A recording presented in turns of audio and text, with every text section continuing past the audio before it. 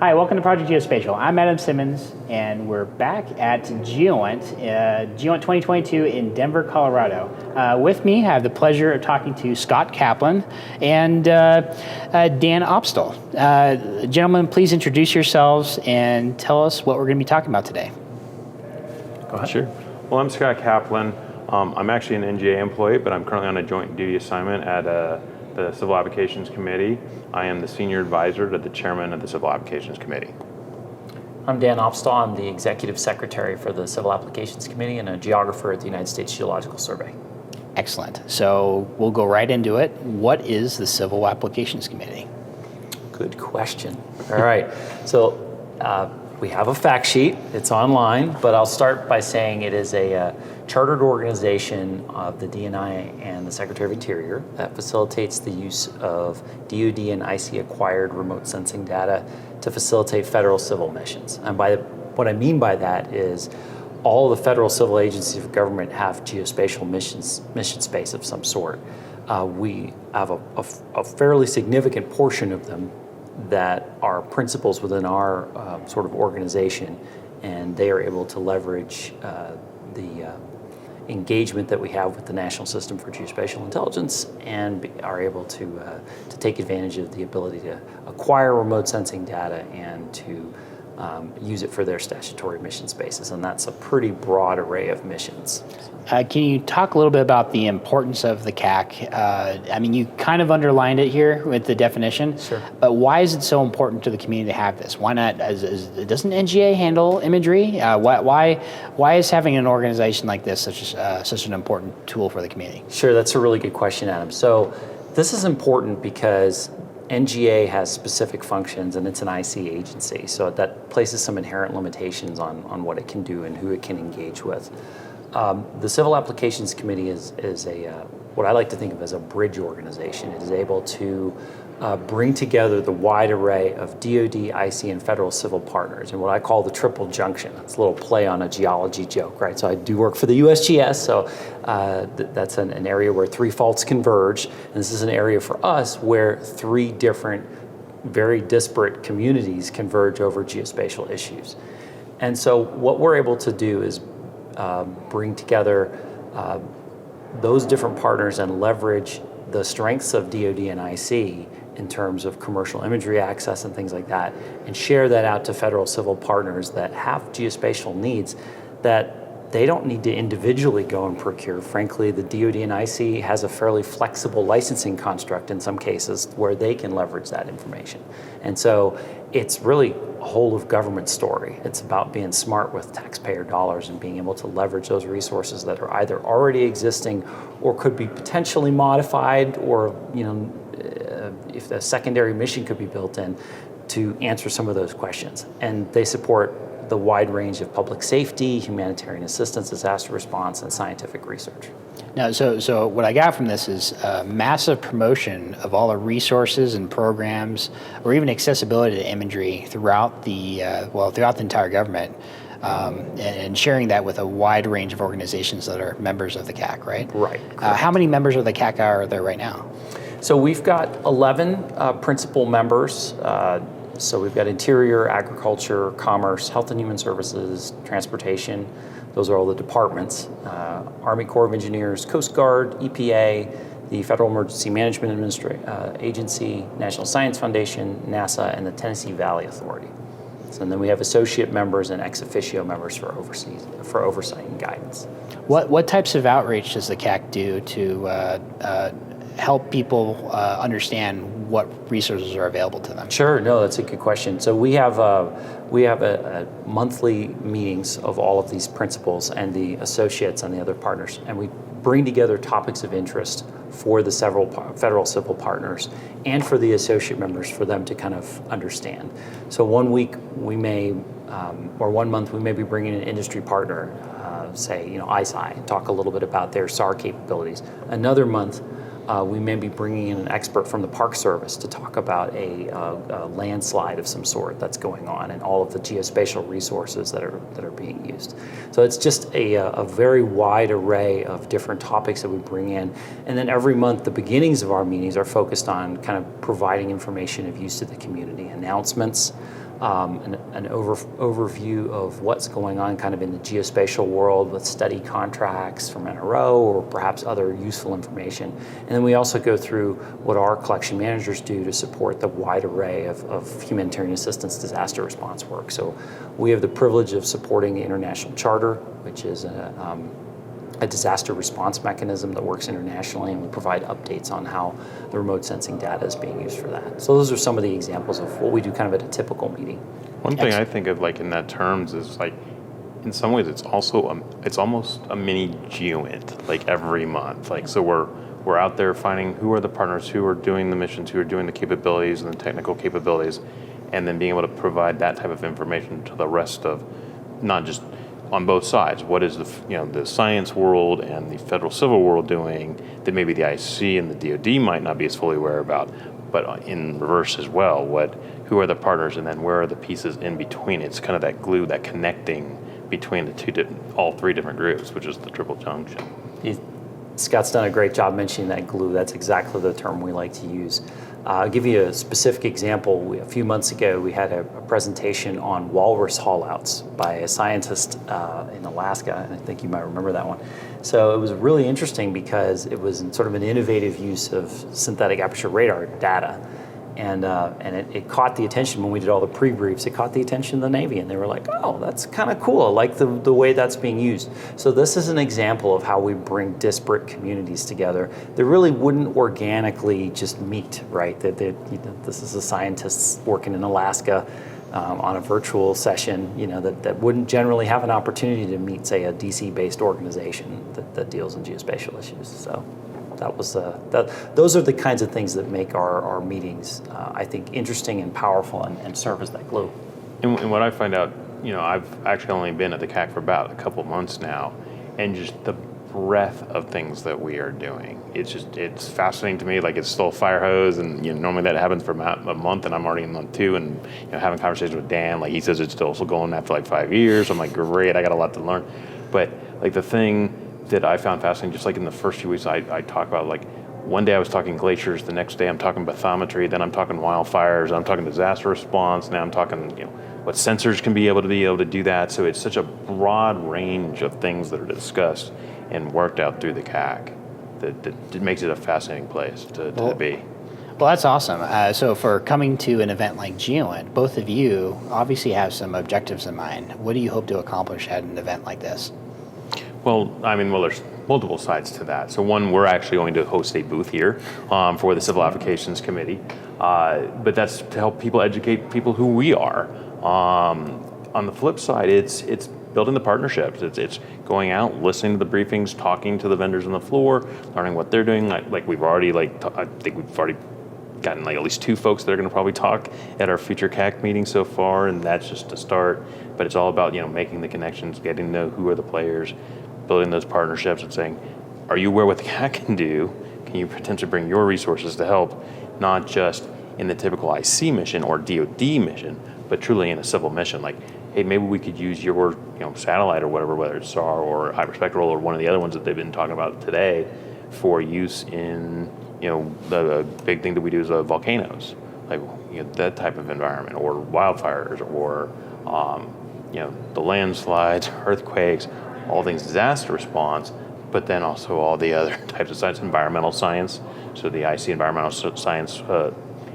Science Security Working Group, the co-chair works with us, is part of the team. So there's a whole environmental science mission that we help support. There's a whole lot of different things that we're involved in. This is the great place to meet everybody that's doing that. So we'll back up a little bit. What do you think are the major obstacles or things to overcome in the community that you're trying to help either the community understand from either it could be imagery accessibility, or what are the headaches from a workflow standpoint, or even the struggles that some of these organizations that you support have with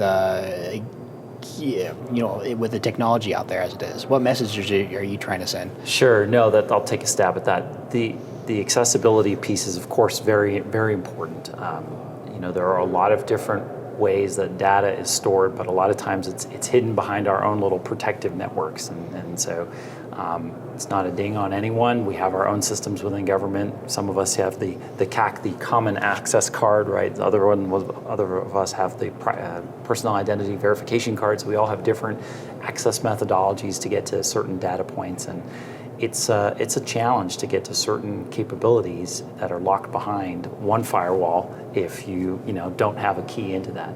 So a lot of times through networking and through discussions and through kind of realizing each other's capabilities, like Scott's alluding to, we're able to kind of find a way to bring those communities together to either come up with a mutually agreeable solution that still fits within the cyber guidelines, or to find a way to share information broadly.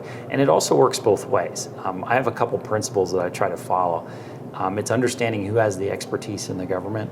It's the ability to define acronyms and terms that you're using, because even though we all work even in the geospatial community, we're all still speaking in acronyms in some cases.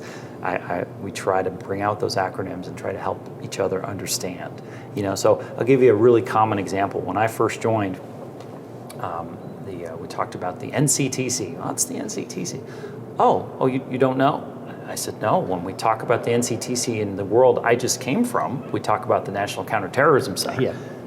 The world I just entered talks about the Nature Conservation Training Center in Shepherdstown, West Virginia. Two very separate definitions. And so when you talk about issues, you've got to break out those terms, especially in a technical discipline like GEOINT. If you don't break out the terms, you don't figure out who has the interagency expertise, then you can't really get to the other pieces, which is helping build out shared smart requirements that we can all mutually win from, right? It's about looking for those win-wins. Sometimes you can't always get there, but you want to try to aim for that. So those are the kinds of things. And that helps with the communication, like kind of the communication role of the CAC is, and that kind of interface between the different groups is to be able to, can we take in DoD speak, IC speak, and explain it in the science speak, and can the scientists speak understand what they're doing in the reverse, like one I talk about now, like NGP. Well, if you're an NGA, NGP is the National Geospatial Program, and that's where you get your money from if you're in the services and trying to get that. Well, in USGS, the NGP is the National Geospatial Program, but that's the right. You said it. But it's everything on like how map making is done, all satellites, everything working with topography, cartography, all the different things. 3D data that's acquired in the United States. So it's that's an entire mission in USGS, where it's a funding component in the IC and DoD. Yeah. So that's just one acronym. Do you have your own CAC version of a Thesaurus out there? So that's great. That's online. We're working on a partnerships plan, but that's certainly a part of it, is defining each other's terms. I've actually been working through that. I did a fellowship not long ago. I just actually finished it up with the Marine Corps University and their Brute Krulak Center for Innovation, and we're talking about climate security issues. But through that venue and talking with some of our folks that work in the climate security realm, I really was able to sort of hammer home kind of the importance of kind of looking at it from an academic lens. There's a couple different ways where we can be smart about this collaboration, right? And some of the things I've mentioned are a big part of that. So. Sometimes back to the basics here, Yep. Documenting, and it's not always about the technology, but just the language. It is. Simple language. Starts with language. It starts with how we communicate to each other, and it is very easy, and I'm as guilty as the next person, to speak in acronyms. And now I'm just a little bit more aware of not just acronyms, but nested acronyms. Those are my favorite. There's a lot of them. Oh boy. Okay, so in terms of industry partnerships, you talked about bringing various companies in to showcase what the CAC, to the CAC, what where various products, services from an industry standpoint, the geospatial community has to offer. How do you also offer those and industry partners to come in when they're giving their briefings, a way for them to understand a community that they usually don't have have a direct access to from a requirement standpoint the other way? I mean, not hard requirements, right. But just like, okay, we understand this was a need. Maybe we need to think about this in the next satellite. Stuff like that. Sure, yeah, there's feedback during the meetings, and there's also usually connections being made through the various, the liaisons that are there, the principal officers that represent the departments and organizations. They have often have follow-on conversations that say, did you think about how this sensor could be used differently to support this particular mission? We actually really try to encourage that, and that's part of developing those secondary and tertiary mission spaces, where you've already got a resource up there, or you've already started down a certain path. All we need to do is make a few small changes. And sometimes they're not so small, but we aim for the small stuff first, just to make it work and do an additional mission space. So that's what's interesting about that. Another thing I think a mission kind of like that we have is just, there are a lot of people doing this. There's a lot of duplication, and it's trying to help people understand that you're over here working on this issue. Did you know these people are working the same issue too? And kind of being that connector, like, hey, y'all should be talking to each other, because we get to see it in so many different venues, because we're seeing it on the civil federal side, we're seeing it on the IC side and the DoD side. If they're doing it here and they're doing it there and they're doing it there and they're all not talking to each other, then we need to make that connection. And we also just started a requirements working group where we're looking at those kinds of things more concretely, beyond just tasking for more ad hoc requirements and things like that as an event is happening. So yeah, we're making progress in that front. Excellent. So just for a moment, I want to ask you some questions about how is I know from a commercial standpoint, even with the many of the civil organizations, they have access to it. It's a big it was a big program with an NGA. But what are your thoughts on your needs with a program such as EVWHS? How's the interaction with that, and what do you wish that can do better for the community? No, that's certainly the EVWHS Global EGD, that program has been extremely powerful.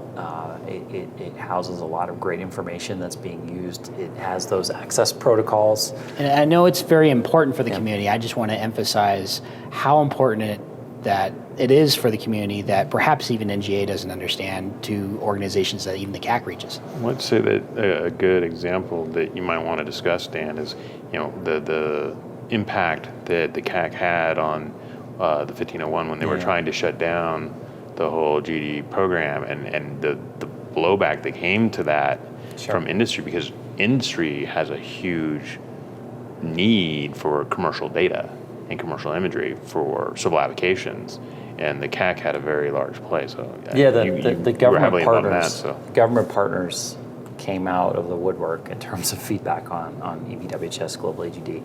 They provided a lot of physical statements back to us, and we were aggregating them as a CAC secretariat and providing those back to the program management staff. And the idea is, if this goes apace and this capability is lost, here are all the things that will no longer, be able to be accessed. And those are things that are very diverse in nature.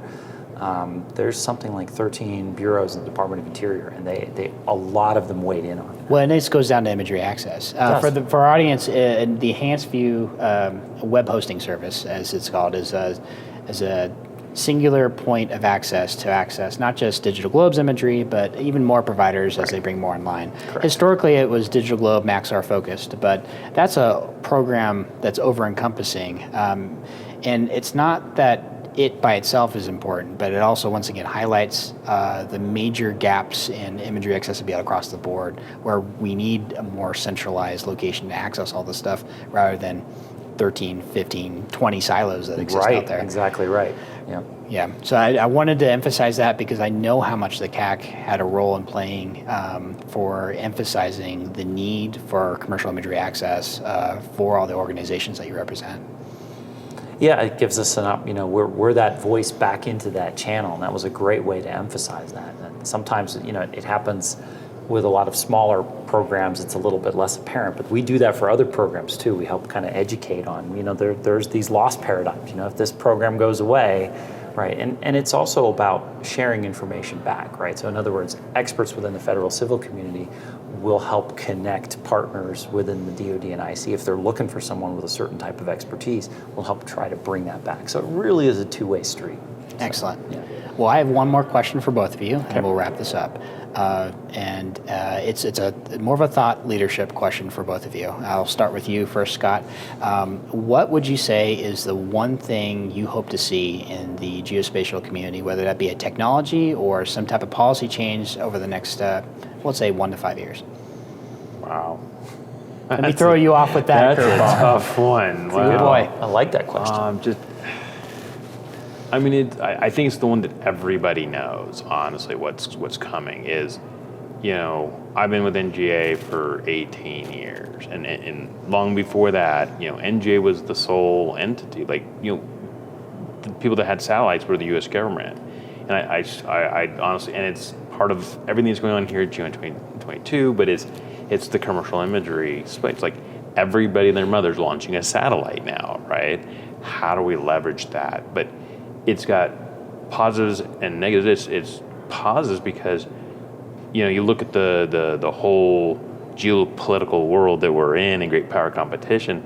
Like, the example I use, like Musk right now during the whole Ukraine thing, right? He's using Starlink to help provide data to the Ukrainians for getting the internet, and they're trying to attack it, and he's beating them, right? Just with changing code. Those are commercial satellites. How can the U.S. then ultimately leverage to help our national security? All the different commercial providers, all the different, there's just so many different capabilities. It actually provides redundancy. And so I think that's the power of the commercial providers, and also then just the government doesn't have to spend billions of dollars creating one little satellite because everybody else has already got one. So all the different data sources, and they talk about the massive amounts of data that we're getting. That then leads into the whole AI, ML, and all those types of discussions. Like, how do you then look at all of that type of information? But if I had to say the big thing that's going to be even just ever more robust over the next 5, 10, 20 years is just the whole commercial space side of it. It's a really good point. One of the things I'll bring up just to kind of piggyback on that is the licensing that comes along with all of that, right?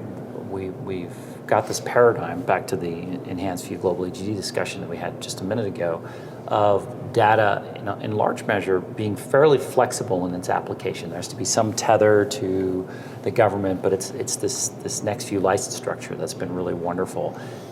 Open license structure to the extent that we can open it up as far as we can to enable really smart whole of government solutions, with geospatial providing either that foundation or that value-added data set on top of the foundation information to answer those tough questions, so that we're not, as we bring in all these plethora of resources, hamstrung in the next couple of years with kind of various rules governing certain types of data and various actors only being able to use it for bits and pieces. So that's the kind of harmony I would like to try to pursue.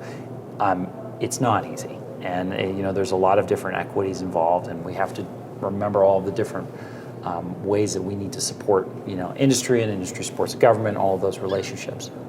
But I do think it's possible to come up with the best possible harmony between those different platforms, so that we can answer those hard whole of government problems. And investing for the long term too is increasingly important. GEOINT 2022, we just participated in the Deputy Director's presentation on the power of STEM and investing in those things.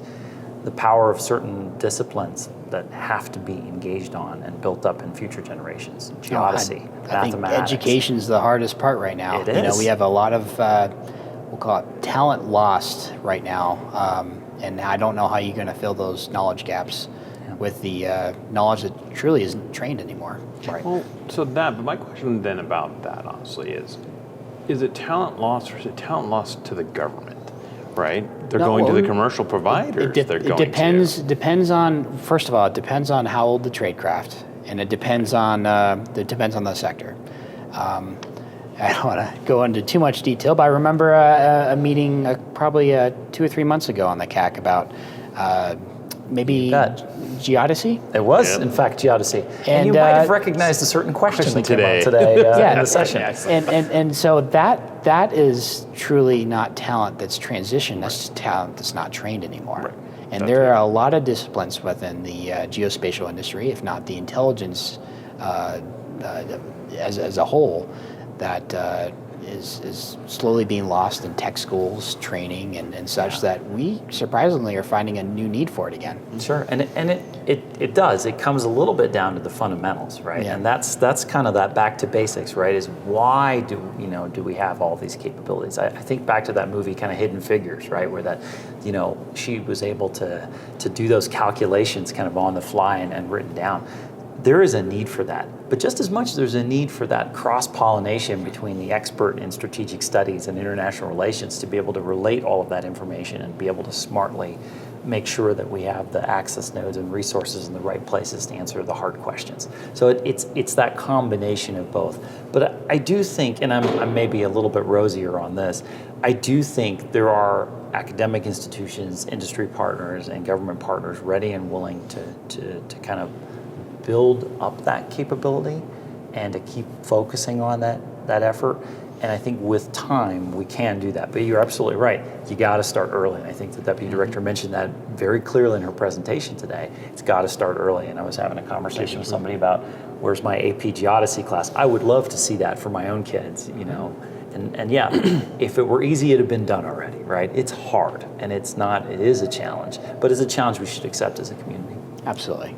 And I see it, there's a lot of different programs out there, ones that we've discussed in the past, but that will provide that type of potential path for lots of kids. And so there's a lot of different type of programs out there. One, obviously, I like Civil Air Patrol is one that I'm very familiar with, but I've had some really good education discussions over the past recent several weeks with just people that are excited to get it.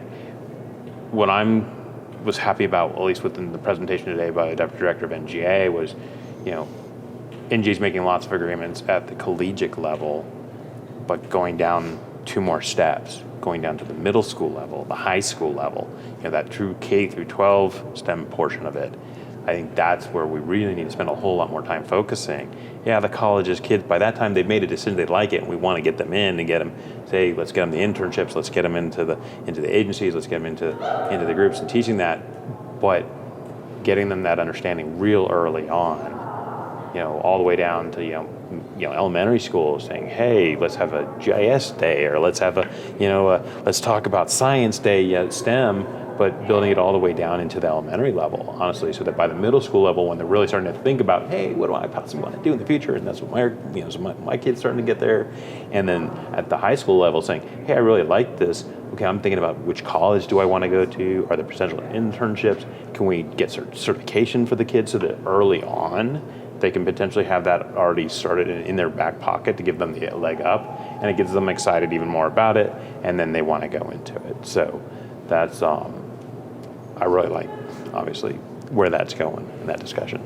Yeah, there's some great books too. A couple of years ago, they had a book presentation on the revenge of geography, and I just love that title because then the speaker, Robert Kaplan, the author, gave a nice presentation on that, and it just reminds you that title is particularly compelling to me as a geographer because it does remind you that all of this comes down to that spatial relationship between people, organization, the different tribes we all come from, and work with. So it comes back to geography and spatial relationships, proximity, and all of those things that book does a nice job of kind of providing from a high level. It's not the be all end all, but then again, that's why there's a whole discipline devoted to these things.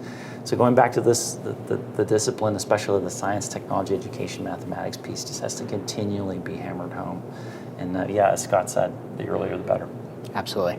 Well, I want to thank you very much, both of you, for giving our audience the insights that you have on the Civil Applications Committee. Scott Kaplan, Dan Opstal. Thank you. This is Adam Simmons, Project Geospatial. We'll talk to you next time.